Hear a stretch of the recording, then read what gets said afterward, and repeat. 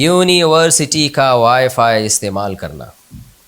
میں یونیورسٹی میں پڑھتا ہوں، میرے ایک دوست نے مجھے یونیورسٹی کا پاس ورڈ دیا ہے، کیا میں اسے استعمال کر سکتا ہوں یا نہیں؟ نبی صلی اللہ علیہ وسلم نے فرمایا لا یحل مال امرئ مسلم الا بطیب نفس منہ، کسی مسلمان کا مال اس کی دل کی مکمل خوشی کے بغیر حلال نہیں ہے۔ تو مسلمان کا مال ہو یا ادارے کا مال ہو یا گورنمنٹ کا مال ہو، جو بھی متعلقہ امور کا ناظم ہے، جو بھی اس کا ایڈمن ہے، اس سے پوچھے بغیر آپ یہ کام نہیں کر سکتے، جو بھی مالک ہے۔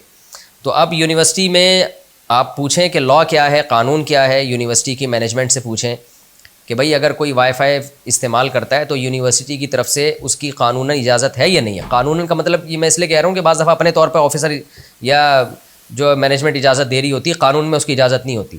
تو قانوناً اجازت ہے تو آپ وائی فائی استعمال کریں، قانون اجازت نہیں ہے تو پھر یہ استعمال آپ کے لیے ٹھیک نہیں ہے، کیونکہ بل جو ہے نا وہ یونیورسٹی پے کرے گی، تو آپ کسی کے مال کو استعمال کیوں کر رہے ہیں؟